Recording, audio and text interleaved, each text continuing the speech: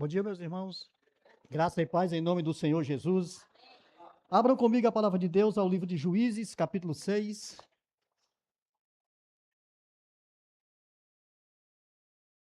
Hoje nós vamos estar falando sobre Gideão. Mas eu quero começar com uma pergunta. Você já se sentiu pequeno diante de uma situação? Você já se sentiu diante de uma circunstância em que você não tem força e não tem condição de solucioná-la? Será que em meio vamos dizer, a esse momento, você já olhou para dentro de você e viu as suas próprias limitações, as suas dificuldades em solucionar um problema e pensou: eu não vou conseguir, eu não vou dar conta. É pesado demais para mim, eu não tenho força, eu sou incapaz. Porque, na realidade, a vida, muitas vezes, ela nos causa isso. Ela nos leva a situações assim. Ela nos leva a momentos de incerteza. Ela nos leva a momentos de a gente achar que não tem solução para alguma coisa que se agiganta diante de nós. E a nossa vida, ela caminha nessas arestas. A vida do ser humano caminha aí. E parece que o inimigo, ele cada vez se agiganta. Parece que cada vez ele aumenta. E a gente, às vezes, não consegue ver a saída e a solução que está à nossa frente. E é exatamente nessa hora que a nossa fé é testada, que a nossa fé é posta à prova. É nesses momentos aí que a gente acha que o problema se amontoa e que não tem solução. E muitas vezes isso acontece naqueles momentos em que vem enfermidades, que vem situações adversas com relação à área financeira, em muitas outras coisas. E a nossa compreensão no todo, olhando para Deus, que pode solucionar, que pode trazer salvação, que pode nos colocar diante de uma situação melhor, às vezes a gente não consegue ver. A gente não consegue vislumbrar. Essa é a grande verdade. Então, por isso que hoje nós vamos falar aqui de Gideão. Porque Gideão, na realidade, ele viveu esse momento. O povo, no todo, estava vivendo esse momento. E a história de Gideão, que atravessa séculos, né? Ela nos lembra que o Deus que nós servimos não age, não opera sobre a lógica e a ótica humana. De forma nenhuma. E nós precisamos crer e acreditar que Deus está no controle de toda a situação de nossa vida, amém? Porque Deus está. Ele está de verdade controlando tudo. Ele não se limita às nossas capacidades. Não, de forma nenhuma. E Gideão aqui, ele é um exemplo vivo disso. A história nos mostra que Deus usa o fraco, que Deus usa o pequeno para humilhar, para confundir o grande. E nós vamos ver tudo isso aqui nesses textos que nós vamos estar lendo. Nós vamos estar vendo aqui o capítulo 6, o capítulo 7 e o capítulo 8. São 3 capítulos que a gente vai estar aqui vendo sobre Gideão. O próprio apóstolo Paulo, em 1 Coríntios, capítulo 1, do versículo 27 ao 29, ele vai dizer que Deus nos escolheu, aliás, Deus escolheu o fraco e não o forte. Deus escolheu essa qualidade do homem pequeno, do homem fraco, para envergonhar os grandes, para envergonhar os fortes, os poderosos. E para que isso? Para que ninguém se glorie, para que todos percebam que a glória é do Senhor. Amém? Como eu disse, Ele está no controle de toda a situação de nossas vidas. Nós vivemos dias difíceis. Nós vivemos dias de ansiedades. Nós vivemos dias de desesperos. Nós vivemos dias de sofrimento no todo, englobando no todo. E às vezes pode até pensar-se, será que tem solução? Será que tudo que nós vivemos nesse mundo hoje, claro, puxando para o lado das dificuldades, tem solução? Tem. A solução chama-se Cristo Jesus.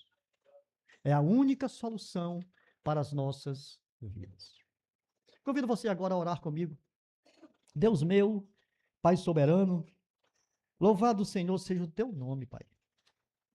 Engrandecido seja em toda ocasião. Peço-te, ó Deus, em nome de Jesus, que o Senhor, nesse instante, ó Deus, seja com cada um de nós aqui nesta manhã. Que essa mensagem, ó Deus, que veio do Senhor, ela possa impactar, possa encher os nossos corações, possa nos ajudar, Senhor, a olhar para a vida num todo e ver que o Senhor está controlando todas as coisas.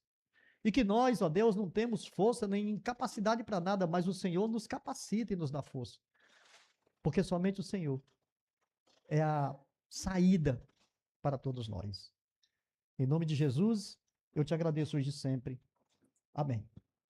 Muito bem, então, antes de começar a mensagem, vamos entender uma coisa aqui, né? Vamos fazer aqui uma pequena narrativa dos 3 capítulos, né? Capítulo 6, capítulo 7 e capítulo 8. No capítulo 6, é interessante que, como sempre, nos livros de Juízes vem falando que o povo fez o que era mal aos olhos do Senhor. Isso aí é notório, vem desenvolvido em todo o livro de Juízes, sempre essa frase. O povo fez o que era mal aos olhos do Senhor. E aqui por 7 anos, Deus deixou esse povo nas mãos dos midianitas. E eles sofreram. E eles viveram momentos difíceis.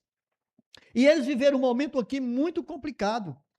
Porque veja bem, os midianitas humilhavam esse povo. Esse povo vivia escondido em caverna. Você já imaginou o povo de Deus? O povo do Deus todo soberano vivendo escondido em caverna por medo de um povo? Povo esse que Deus já havia dito que iria entregar a terra para eles e que eles não temessem, não tivessem medo. Mas os midianitas, eles eram como gafanhotos, era uma multidão. E esse povo aqui tinha medo, viviam um verdadeiro caos em suas vidas. E às vezes, abrindo aqui um parênteses, acontece muito conosco com situações adversas. Às vezes até uma enfermidade. Parece que ela é um gigante que não vai passar. Parece que não vai sumir, parece que a gente vai ser sucumbido. Era assim que esse povo aqui estava se sentindo. Eles viviam um verdadeiro caos, mas eles clamaram ao Senhor. Eles clamaram ao Senhor. E o Senhor se levantou. Na sua grande graça, o Senhor se levantou um homem chamado Gideão para que salvasse esse povo de tudo aquilo que eles estavam vivendo, de que eles estavam passando. Então, o capítulo 6, ele vai fazer um mapa de como o povo vivia. Ele vai narrar a situação que o povo estava vivendo naquela ocasião. Já no capítulo 7, a gente vai ver aí a escolha de Deus para um exército para livrar esse povo das mãos dos midianitas.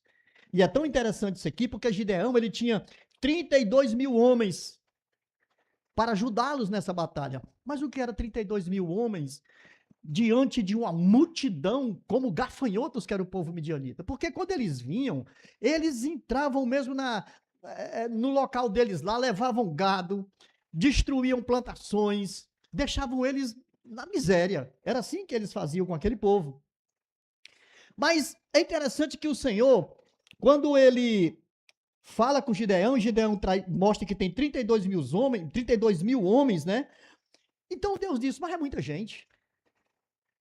32 mil homens é muita gente. Aí Deus dá ordem a ele, né? Para que os covardes fossem embora, para que os medrosos não ficassem. Então, voltou para suas terras 22 mil homens. Então só ficou 10 mil. Mas Deus olhou e disse, ainda é muito. Mas era uma multidão de midianitas. Não, mas 10 mil homens é muito. Então faz esse povo ir num córrego lá beber água. E aqueles que beberem água como um cachorro, baixando e lambendo a água, esses são os que irão. E é tão interessante isso aí, porque é uma estratégia de Deus. E a gente vai ver isso mais na frente. Então, no meio daquilo ali, só sobraram 300 homens.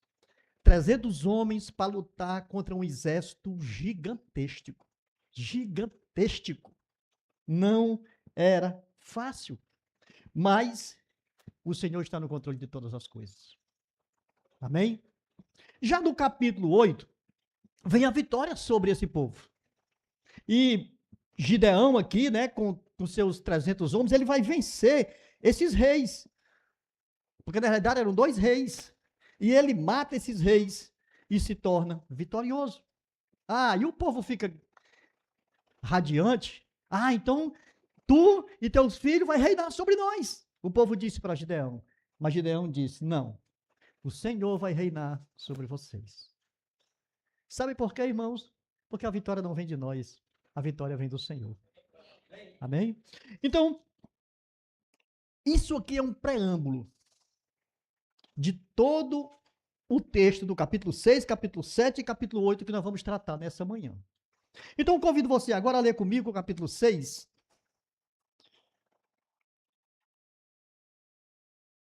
Porque depois dessa narrativa aqui que eu fiz, eu quero ler a partir do versículo 11.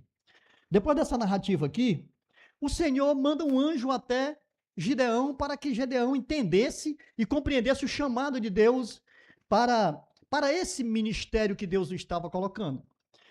Então, acontece o seguinte, versículo 11. Então o anjo do Senhor veio e sentou-se sobre o carvalho que estava em Ofra, que pertencia a Abiesirita, Joás, seu filho. Gideão estava malhando trigo no tanque de espremer uvas para escondê-lo dos midianitas. Então o anjo do Senhor apareceu a Gideão e disse, o Senhor está contigo, homem valente. Gideão lhe respondeu, Senhor meu, se o Senhor está conosco, por que nos aconteceu tudo isso? Onde estão todas as suas maravilhas que os nossos pais nos contaram, dizendo, não foi o Senhor que nos tirou do Egito? Mas agora, ó Senhor, o Senhor nos abandonou e nos entregou nas mãos dos midianitas. Até aqui. Então, o livro de Juízes é um ciclo repetitivo de pecado. Se levantava o juiz, exortava o povo melhorava, o juiz morria, o povo caía em pecado. Constantemente isso vinha acontecendo. É um livro, aliás, escrito com ciclo repetitivo de pecado, opressão, clamor, choro, desesperança, e graças a Deus que sempre vinha a libertação de Deus pela graça do Senhor. Sempre. E, mais uma vez, esse livro começa com essa frase. Que o povo era mau aos olhos do Senhor. E como consequência disso aqui, eles foram entregues nas mãos dos midianitas por 7 anos. Você imagina aí sofrendo 7 anos, uma dificuldade, uma perseguição, um medo de morrer. Eles eram roubados, eles se escondiam em cavernas e covas. Era um cenário de opressão e desespero. Uma perseguição aqui que, acho que a gente imaginando, puxa vida, não seria fácil. E não foi fácil, né? Mas Deus, ele não fica indiferente a essa situação. O Senhor não se esconde dessa situação. Indiferente ao sofrimento do povo, não. E claro, Deus não é indiferente às nossas dificuldades, aos nossos sofrimentos. Deus não é, de forma nenhuma. E Deus aqui, nesse momento aqui, ele escutou o clamor do povo. E na sua infinita misericórdia, ele se levanta e vai atender. E vai atender todo aquele sofrimento. Em vez de abandonar, em vez de não dar, vamos dizer, crédito àquele clamor do povo, e aqui me faz lembrar o Egito, né? Quando o povo estava clamando, tal, vivendo aquele momento de cativeiro, Deus se levanta um homem chamado Moisés para tirar o povo dali. E aqui ele faz a mesma coisa, ele levanta um homem chamado Gideão, que nós acabamos de ler no versículo 12. O anjo do Senhor apareceu a Gideão e disse, o Senhor está contigo, homem valente. O Senhor estava mostrando ali que já estava levantando alguém para livrar esse povo daquele sofrimento. Agora, quem Deus escolheu? Deus escolheu um homem comum. Deus escolheu aqui um homem que não era um homem guerreiro. Ele escolheu um homem não pelas suas qualidades. Deus escolheu um homem simples, que estava malhando trigo. com medo dos midianitas, escondido. Um homem, sabe, que fosse medroso, vamos dizer assim. Mas Deus escolheu aquele homem. Deus não buscou o mais forte. Ele escolheu o mais fraco, ele escolheu o menor. Como a gente vê aí no versículo 11.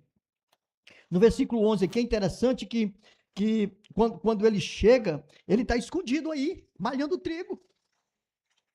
E no versículo 15, Gideão, ele expressa para Deus: eu sou o menor da minha casa. A menor tribo, a tribo de Manassés. Mas o anjo do Senhor olha e diz: Deus é contigo, homem valente. Deus é contigo. E é nesses momentos de fraqueza, de dificuldade, que nós precisamos ouvir a voz do Senhor dizendo: eu sou contigo. Não tema essa situação, eu sou contigo. Mas o que me chama a atenção aqui é a resposta de Gideão para Deus. Ele contesta o que o anjo está falando aqui por intermédio de Deus. Ele vai dizer aí no versículo 13: Senhor, se o Senhor está conosco, por que aconteceu tudo isso? Os nossos pais haviam dito, contado histórias, e o Senhor nos abandonou, nos entregou nas mãos dos midianitas. Mas é interessante que quando nós começamos a ler antes, né, versículo 7 até o 10, a gente vê Deus falando. A gente vê Deus dizendo aqui algo interessante. Deus está dizendo aqui para eles, contando que daria toda aquela terra, quando tirou eles do Egito, né? Eu vos tirei do Egito e vos tirei da casa de servidão, versículo 8. E ele vai dizer no versículo 9: livrei das mãos dos egípcios e de todos os povos que eu te oprimia, e e os dei por vossa presença, e vos dei a terra deles. Aí no versículo 10, Deus dá uma pancada. Deus diz assim, eu também vos disse, eu sou o Senhor vosso Deus, e não tem mais os deuses dos amoreus, em cuja terra habitais, mas não obedecestes a minha voz. A desobediência levou o povo a sofrer tudo isso, a viver esses momentos difíceis. E é tão interessante aqui, que ele diz: por que o Senhor nos abandonou? Mas quem abandonou foi vocês, por causa da desobediência. E o versículo 1 já está dizendo: eles fizeram o que era mal aos olhos do Senhor. Isso aqui é uma chamada de atenção. Porque muitas vezes, situações adversas podem acontecer em nossas vidas e a gente achar que a culpa é de Deus. Não. Não é. Claro que muitas vezes nós podemos estar sendo testados por Deus. Mas muitas vezes também, as nossas falhas, as nossas desobediências, nos levam a situações complicadas, a situações difíceis. Então Deus, ele chama esse homem, mesmo com as suas falhas, com as suas dificuldades. O Senhor chamou Gideão. E como eu disse, ele não foi um homem guerreiro, né? Ele foi um homem simples, um homem comum. E Deus chega e fala com ele e diz: vai na tua força. Versículo 14, Deus está dizendo: vai na tua força, porque eu sou contigo. Eu estou, não sou eu que estou te enviando? Deus pode estar dizendo para mim e para você nessa manhã: olha, homem, olha, mulher valente, continue nessa luta aí. Não é eu que estou mandando você prosseguir, porque a luta não é sua, a luta é minha. A vitória não é sua, a vitória vai ser minha. Não importa a situação, Deus está no controle dela. Deus está no controle de toda essa situação. Homem valente, o Senhor chamou Gideão e falou para ele. Gideão não se via como um homem valente, não. Ele se via como um homem insignificante, pequeno. Mas Deus viu nele um potencial, não pela sua própria força, mas pela força que Deus daria a ele, pela força que Deus colocaria sobre seus ombros. Não era pela força do próprio Gideão, não, mas pelo poder de Deus atuando através dele, amém? Essa era a grande resposta aqui. E quantas vezes, meu irmão, agora vamos aplicar isso em nossas vidas. Vamos aplicar na nossa caminhada. E quantas vezes nos sentimos como Gideão? Nos sentimos pequenos, nos sentimos insignificantes, nos sentimos escondidos, com medo. Parece que nos vemos incapazes, indignos de lutarmos uma situação, oprimidos, talvez por um vício. Muitas vezes nós podemos estar sentindo oprimidos por causa de um vício. Quantos e quantos servos de Deus não têm vícios? Ah, mas isso aqui é bobagem. Não é. Falar da vida alheia, ah, meu irmão, isso é vício. Isso é vício. Nós somos tentados a uma situação e tu viu fulaninho? Tu viu fulaninha? Ô, meu irmão. Ao invés de tu viu, vamos orar por fulaninho, vamos orar por fulaninha, a gente não usa isso. A gente só comenta. E isso é vício. Talvez uma situação familiar difícil, aquele filho problemático, aquela filha problemática, aquele marido problemático, aquela esposa problemática, e a gente não consegue ver olhando para o alto, a gente só olha na vertical ou nas laterais e não consegue vislumbrar que Deus está no comando e eu posso buscar nele saída. Muitas vezes nós agimos assim, numa situação familiar, e isso, irmão, se nós olharmos aqui o paralelo desse texto, Gideão, ele não, quando o anjo vem até ele não consegue ver que era Deus chegando trazendo uma provisão, uma providência. Ele olhou e viu a dificuldade com aquela multidão de midianitas arrodeando todo o arraial e destruindo tudo que eles tinham. Ele não conseguia ver. E é tanto, ele não consegue ver que ele diz, onde o Senhor está, o Senhor nos abandonou. Não é o que nossos antepassados disseram. Não é. Ele não conseguia ver que o problema era o próprio povo que tinha feito o que era mal aos olhos do Senhor. Ele não conseguia ver isso. Então, quando nos sentimos mais fracos ou desanimados nesse momento, é exatamente nessa hora que Deus pode se manifestar de forma poderosa. Ah, não se sinta coitadinho, não. A situação está ruim, lute com ela e peça a orientação de Deus, porque é nessa hora que pode se manifestar de forma poderosa a graça de Deus, o amor de Deus, a misericórdia dele. É exatamente nessa condição. Porque na realidade Deus não espera que nós resolvamos os nossos problemas sozinhos. Deus não espera isso. Deus espera que a gente esperneie, que a gente lute, mas Ele vai trazer a provisão, Ele vai trazer a solução para as nossas dificuldades. É Deus, é o Senhor. Deus não busca os mais capazes, os mais fortes. Deus busca, na realidade, um coração disposto, um coração que se submete à sua vontade, sabe? Um coração que está disposto a olhar para Ele e dizer, eu sei que no Senhor tem solução, então eu vou, sabe? Deixa eu abrir aqui um parêntese. Isso me fez lembrar agora aqui o meu tempo de escola. Tinha aquelas brincadeiras tinha nas escolas, eu não sei se hoje ainda tem, né? Que eles colocavam um pau de sebo para as pessoas subirem, para ver ganhar um prêmio, ver quem é que conseguia subir, né? Eu acho que não tem mais não isso, né? Os nossos jovens hoje é só celular, né? Mas no nosso tempo tinha essas brincadeiras que a gente interagia e era coisa maravilhosa.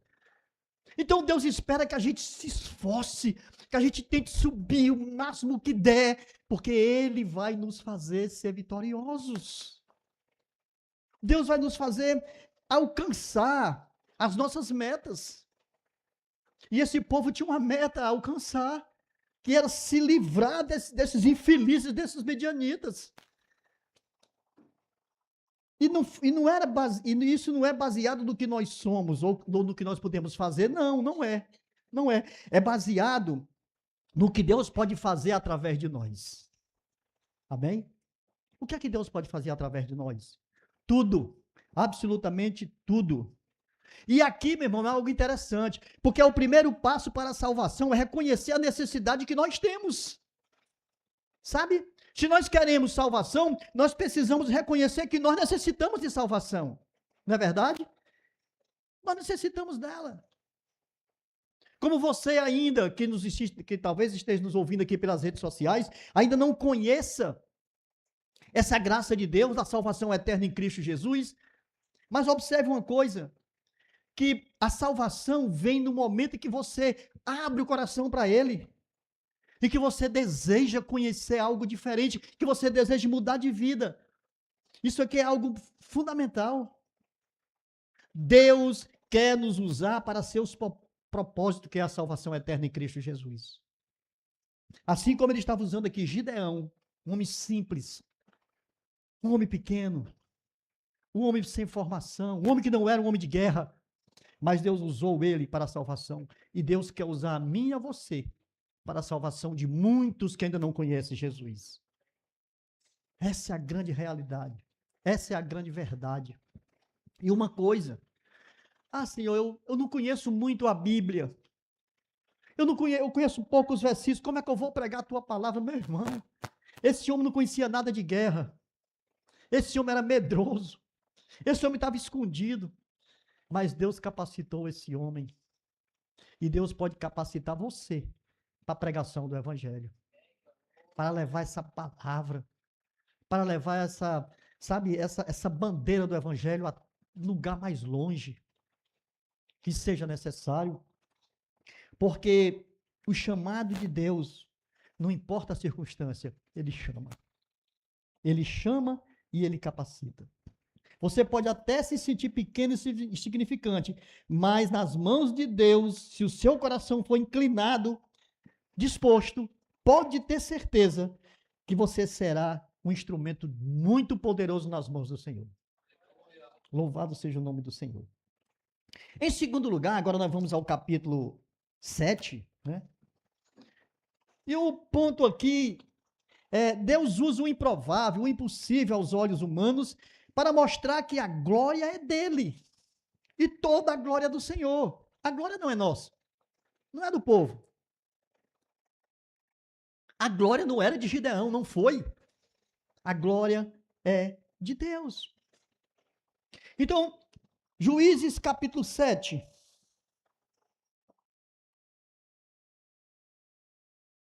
Versículo 1.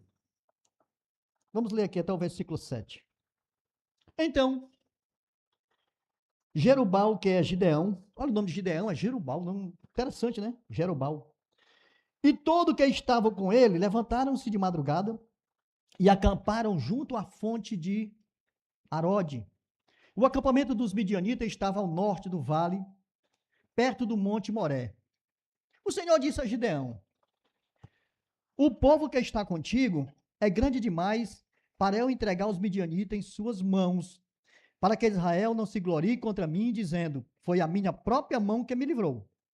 Vai, anuncie o seguinte ao povo: quem for covarde e medroso, volte e retire-se do monte Gileade. Então 22.000 se retiraram e 10.000 ficaram. Então 22.000 com 10.000, 32.000 era a quantidade de homens que estavam ali. Versículo 4. O Senhor disse também a Gideão: ainda são muitos, faze-os descer à beira d'água, e ali separa os que ficarem contigo. E se eu disser, ele irá contigo, ele irá. Mas se eu disser, este não irá contigo, ele não irá. Versículo 5. Gideão fez descer o povo à beira da água. Então o Senhor lhe disse: todo aquele que lamber as águas com a língua, como faz o cão, tu separarás de um lado. E todo aquele que se ajoelhar para beber, colocarás do outro. Versículo 6. Os que lamberam a água, levando a mão à boca, foram 300 homens. Mas todo o resto do povo se ajoelhou para beber. Então o Senhor disse a Gideão: eu vos livrarei e entregarei os midianitas nas tuas mãos, com estes 300 homens que lamberam a água. Mas quanto ao resto do povo, volte cada um ao seu lugar. Sabe, eu acho que fantástico aqui a forma como Deus age. Meu irmão, eram muitos midianitas. Mas o Senhor disse: eu só vou querer 300. Não quero mais do que isso. E, sabe, na nossa ótica humana, isso é impossível. Isso é impossível. É um exército de ninguém, né? Mas nós precisamos olhar uma coisa aqui. Não era aqueles 300. Era Deus que estava à frente deles. Amém? Como ele sempre está à nossa frente nas nossas dificuldades. Gideão, aqui, respondendo ao chamado de Deus, né? Ele reuniu um exército de 32 mil homens para enfrentar os midianitas. Era 32 mil homens. Você já viu uma multidão de 32 mil homens? É muita gente, não é não? É muita gente. Mas Deus achou que era muito mais mesmo. Apesar dos midianitas, né? Quanto era uma quantia insignificante, né? Porque os midianitas eram uma multidão, era como gafanhoto. Mas Deus tinha outros planos. Deus dizia, olha, essa vitória vai ser minha, então vai ser do jeito que eu disser. Vai ser a minha estratégia. E Deus queria operar a salvação de forma inquestionável. Deus queria que ficasse claro que a vitória seria dele e não na força humana. Deus queria deixar isso bem claro. Então ele instruiu o Gideão. Ó, são 32 mil homens, os medrosos aí estão mandando embora, 22 mil foram embora. Com 10 mil. Agora, desses 10 mil aí, vamos botar esse povo para beber água e vamos ver como é que ele se comporta. É tão interessante aqui essa estratégia do Senhor, porque por que é que Deus fez isso? Porque, meu irmão, tem uma estratégia aqui. Aqueles que se baixam e vão beber água aqui, ó, ajoelhado, eles não estão olhando perifericamente o que está acontecendo. Mas aqueles que estão bebendo aqui com a mão, ó, eles podem olhar um lado e outro e eles estão vendo todo o movimento ao seu redor. Isso é estratégia. Eles não perderam o foco. Eles não ficaram desatentos a uma situação que poderia acontecer.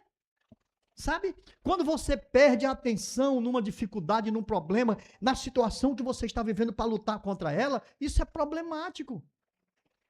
Porque você pode ser consumido por ela. Então Deus ele usou dessa estratégia aqui. Apenas 300 homens fizeram como Deus queria. Era um sinal de que eles estavam vigilantes. Os outros se colocaram de joelho para beber, então perderam o foco. Perderam o foco da luta. Mas os 300 se mostraram mais alerta, mais vigilantes. E é isso que eu e você precisamos fazer, irmão. Ser vigilantes. Vigilantes. Sabe? Vigiem contra o pecado. Vigiem contra as adversidades de Satanás. Vigie nas suas vidas. A situação está boa, amém, está maravilhosa, mas continua vigiando, continua vigiando, continua vigiando, porque o dia de amanhã nós não conhecemos. A gente não sabe quais são as estratégias do inimigo para nos aplacar. A gente não sabe. E sabe, isso é tão interessante. Por que é que Deus coloca o Espírito Santo dele em nossas vidas? Para que ele veja, sabe? Mas nós precisamos estar vigilantes, sempre trazendo o Espírito Santo para atuar, para agir no nosso meio. Porque senão a gente vai perecer, a gente vai morrer, a gente vai perder. E aqui, ó, esses 300 homens aqui que eram vigilantes, é claro que eles não eram necessariamente os mais fortes, não eram, mas eram os mais atentos à situação que eles iriam enfrentar. Eram os mais atentos. E essa foi a grande estratégia do Senhor aqui.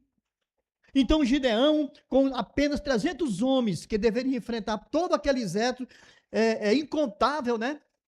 Ele vai lá, porque o poder de Deus se manifesta de forma espetacular através dessa pequena força. De forma espetacular. Irmão, quando a gente começa a ler e mergulhar nessa história aqui, meu irmão, a gente fica assim vislumbrante. Sabe? Como é que Deus age? Porque eu e você estamos acostumados à força, assim, vamos dizer, uma multidão para vencer uma multidão. Mas Deus não age assim. Deus tem suas formas de agir. Uma estratégia que desafia toda a lógica militar. Isso desafia, sim. Desafia toda a lógica militar. Mas é assim que Deus agiu. Foi assim que Deus agiu. E é essa a essência da salvação. É essa a grande essência. Porque, veja bem, ela é a obra de Deus e não nossa. A salvação é obra de Deus e não minha, não sua. Ele nos capacita não por nossas forças, mas pela sua própria força. Pelo seu poder. Ele não nos dá fé para superar o medo. Aliás, ele nos dá fé, né? Para superar o medo. Para superar tudo isso. para nos dar coragem, para enfrentarmos o inimigo, seja externo ou interno, porque aqui é uma coisa interessante. Nós temos inimigo externos e nós temos inimigo interno. Quem é o nosso inimigo interno? Nós mesmos, nosso eu. O nosso eu é difícil, irmão. Você guerrear contra você mesmo, meu irmão, é complicado. Deus está dizendo, não faça isso, mas eu gosto tanto de fazer isso. Sabe? Isso aqui me dá prazer. Isso aqui me preenche. Isso aqui é, sabe, é o ego. Mas o Senhor quer que esse ego caia por terra. Por isso que o inimigo interno, ele precisa ser destruído. Ele precisa ser derrotado. E quando nós aplicamos isso em nossa vida, nós precisamos ver que frequentemente nós confiamos em números, sabe? Quando eu falo em números, eu estou falando de dinheiro. Mas se eu não tiver dinheiro, meu irmão, não resolve nada. Resolve, o Senhor, se tiver à frente, a provisão vem dele, irmão. A provisão vem do Senhor. Às vezes a gente quer depender e confiar nos nossos recursos, na nossa própria inteligência, nas nossas próprias habilidades. Não vai funcionar. Qual era a habilidade que Gideão tinha? Nenhuma, ele estava escondido. Com medo dos midianitas. Malhando o trigo para intocar, para não ser roubado. Mas com medo. Não tinha estratégia de guerra, não tinha, a estratégia foi do Senhor. Não tinha nenhuma habilidade. Mas Deus muitas vezes nos leva a um ponto de diminuição, para que a glória seja dele, para que ele seja glorificado. Deus age assim. Quando nos sentimos fracos, sem recurso, é exatamente nessa hora que o poder de Deus pode se manifestar de forma gloriosa na nossa caminhada. É nessa hora. O Senhor está nos convidando a depender menos de nós mesmos e mais dele. Essa é a grande aplicação para as nossas vidas. Vamos depender mais do Senhor e não de nós. Precisamos buscar o poder de Deus mais em nossas vidas todo dia, para que ele possa operar a salvação em nós e através de nós. É isso, irmão. Talvez você hoje possa estar enfrentando um gigante na sua vida, eu não sei. Cada um sabe o gigante que enfrenta. Cada um sabe a dificuldade que enfrenta. Algo que parece impossível de se vencer. Porque os nossos gigantes, às vezes, para nós é impossível vencer. Mas porque a gente, às vezes, olha por uma perspectiva errada. A gente olha por uma ótica errada. Mas lembre-se que a vitória depende única e exclusivamente de Deus e não da sua força. Só depende de Deus. A presença e a capacitação de Deus é o que nós precisamos confiar. Se Deus te chamou, Deus vai te capacitar. Amém? Deus vai te capacitar. Ele também irá capacitar você no seu ministério, na sua luta, no seu trabalho. Nós acabamos de ver aqui antes que um novo ministério, né, de conselheiros surgiram. Já é o segundo. Amém. Glória a Deus.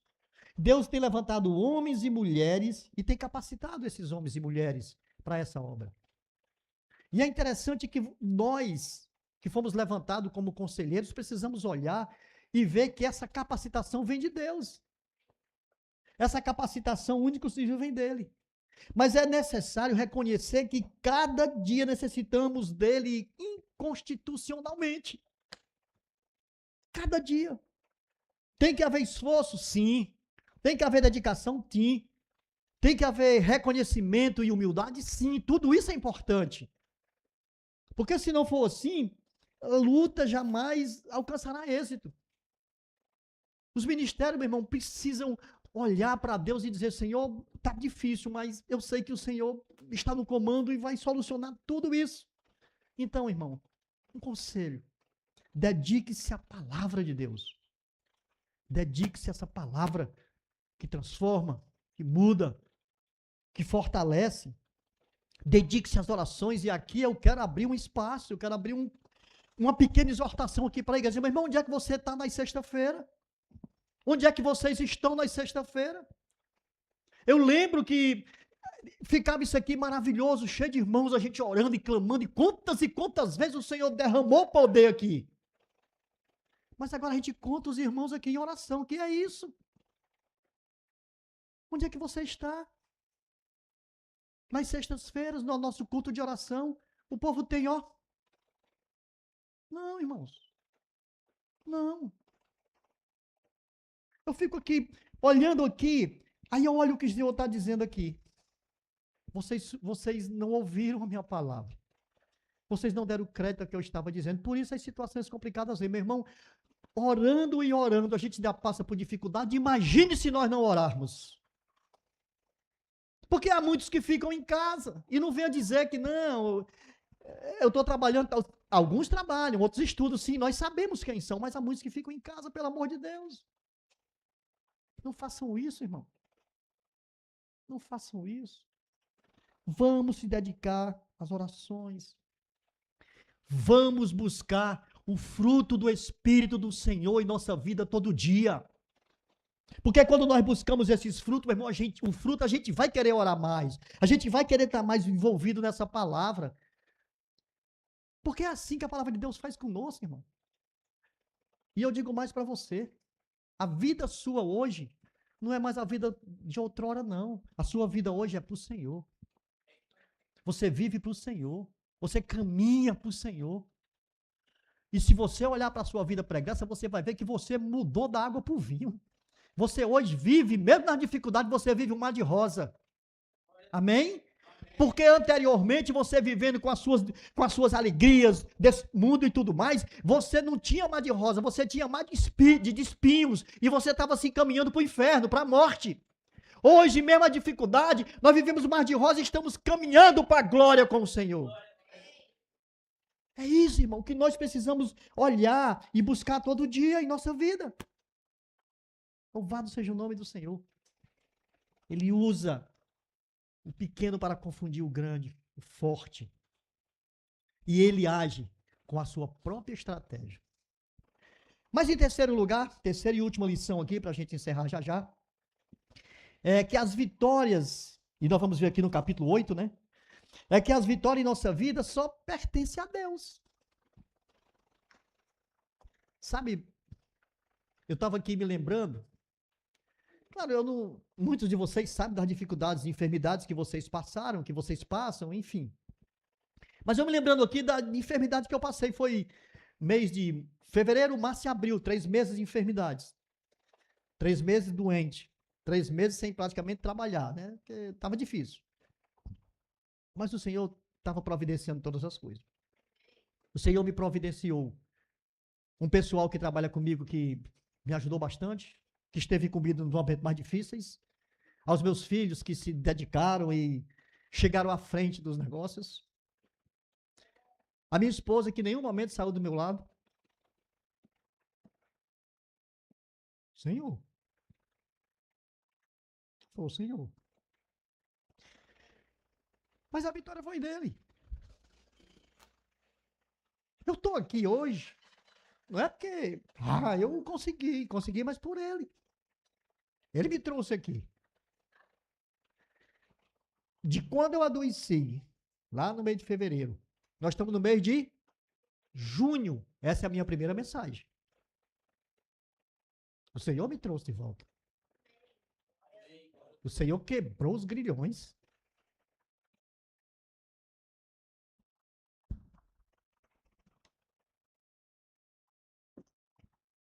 E eu me lembro disso todo dia. E sou grato. A todos vocês que oraram, porque vocês oraram, eu sei. A igreja se levantou em peso e oração pela minha vida. E eu sou feliz e agradeço a Deus por isso. E é por isso, irmãos, que eu não deixo de orar por vocês também. Porque mesmo naquele leito lá em que eu estava orando por vocês também, agradecendo a Deus pelo que vocês estavam fazendo, pedindo pela vida de vocês.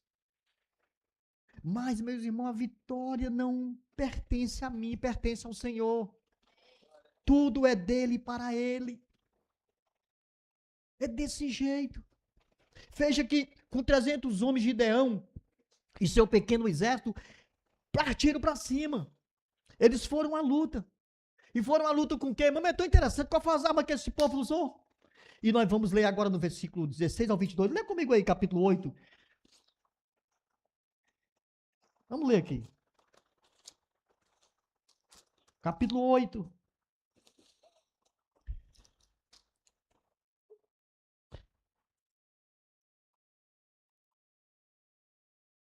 Não, vamos ler do capítulo 7 primeiro. Vamos voltar um pouquinho ao capítulo 7, porque é interessante que Deus já começa aqui no capítulo 7.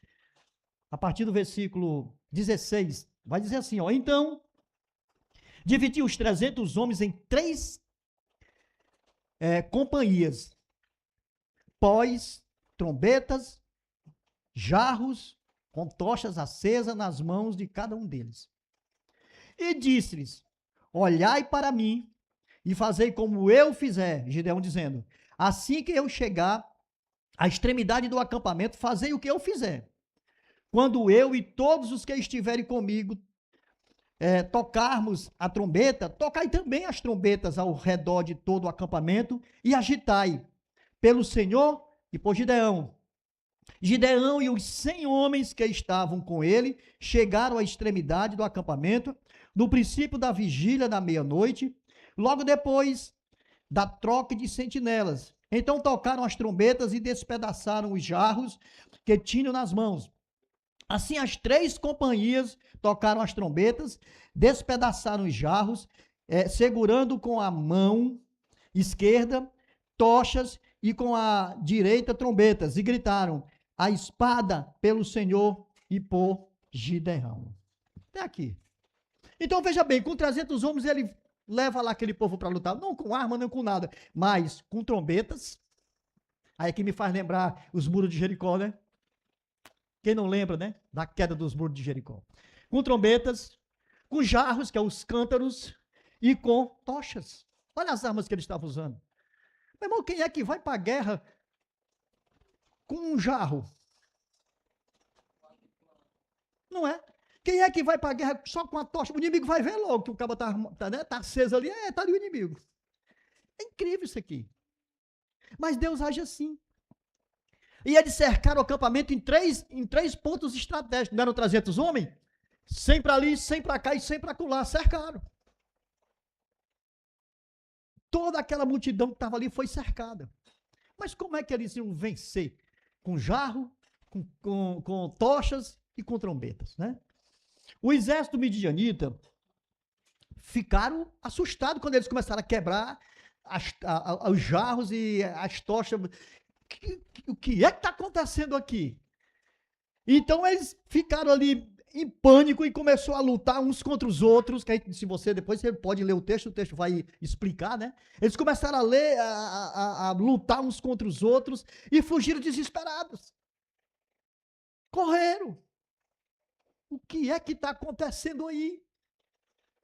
Não tinham nem ideia do que podia estar acontecendo. E a vitória foi completa e inquestionável. Esse é o ponto aqui, irmão. Inquestionável.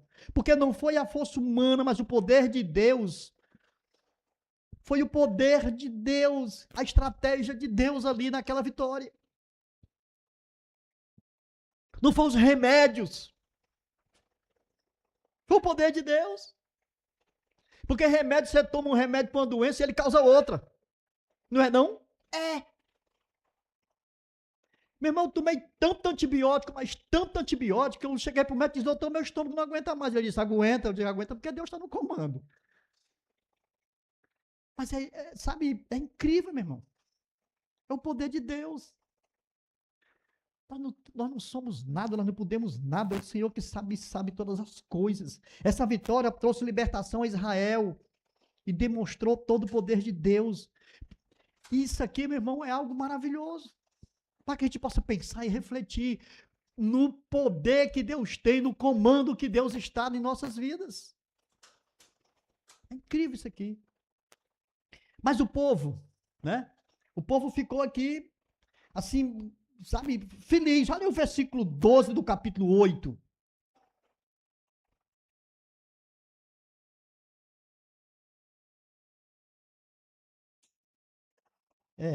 Capítulo 8, versículo 12.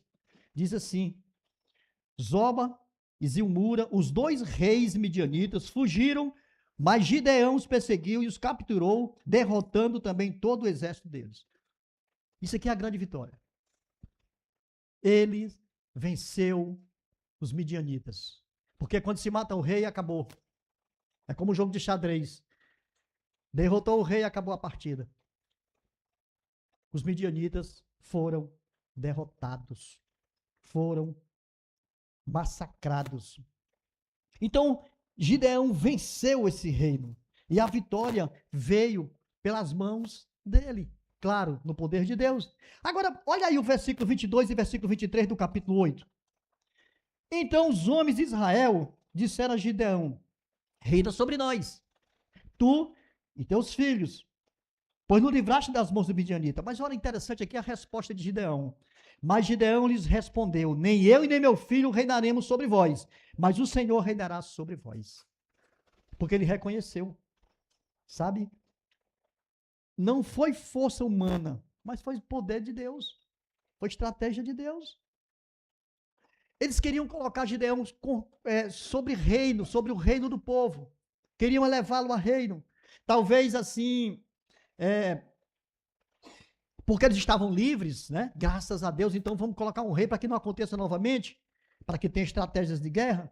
Porque eles viram Gideão talvez um homem destemido, um homem forte, um homem que deu certa estratégia, porque na realidade eles não viam que a estratégia era de Deus. Eles viram Gideão.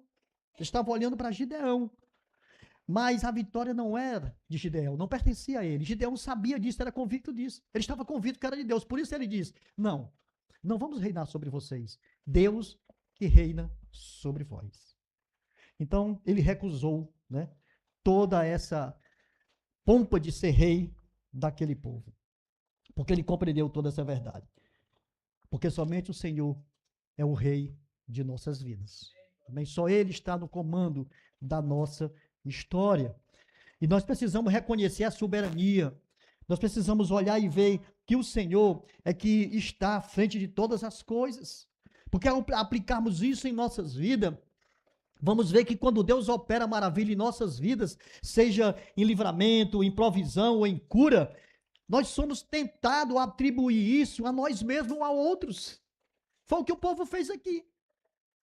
Veio a vitória, amém? A vitória veio, mas o que é que eles fizeram? Reina sobre nós. Eles viram o poder nele, mas o poder era de Deus, e às vezes nós somos tentados a isso, quando a gente sente a provisão de Deus, o livramento de Deus, a cura de Deus, a gente vai achar que pode ser todas essas coisas, mas a gente tem que olhar que é do Senhor toda a vitória. Ele é o autor da salvação, a ele devemos toda a nossa adoração, a ele, somente a ele. Reconhecer quem fez, quem agiu, quem se levantou, amém. Mas no nosso coração precisa estar o reconhecimento maior no nome do Senhor. No nome do Senhor. A história de Gideão ele nos ensina que a humildade, que precisa ter humildade é reconhecer toda a glória do que o Senhor tem derramado em seu povo. Precisa sim, precisa vir dessa forma. E concluindo aqui, né? A salvação na sua total existência é obra exclusiva de Deus. Sabe por quê, irmãos? Porque eu vou dizer para você, em nenhum momento a minha salvação e a sua salvação foi obra de homem, foi obra minha, foi obra sua. Não, foi obra do Senhor.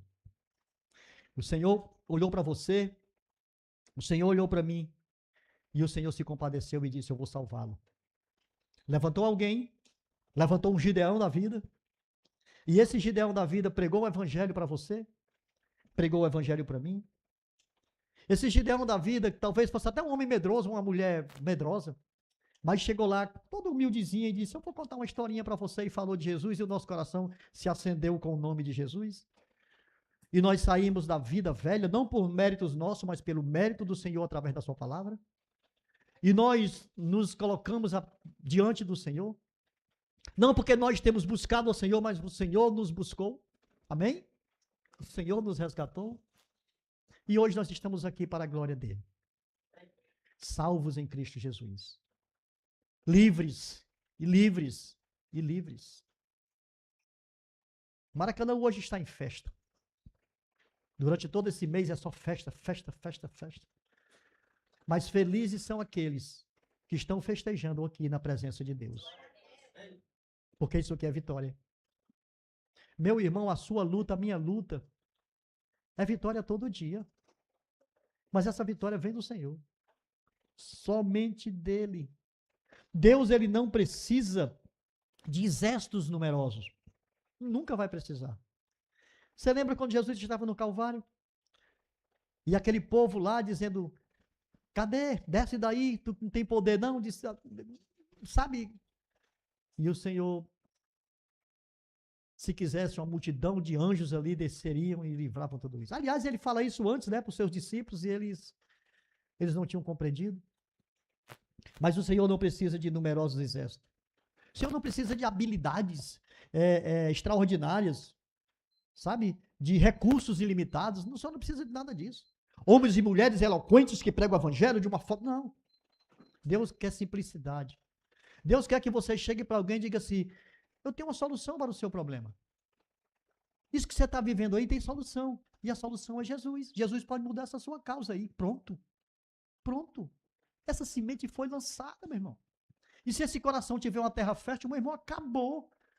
Ele vai gerar ali uma árvore frondosa com frutos maravilhosos. Que nem você vai conseguir contar. Amém? Não vai. Porque é assim que Deus age. Ele não precisa de pessoas interlocutoras para poder pregar o evangelho. Não. Ele precisa do simples. Do simples. Do simples.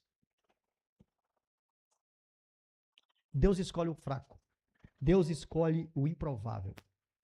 Mas Deus vai fazer a sua obra. Através de mim, através de você.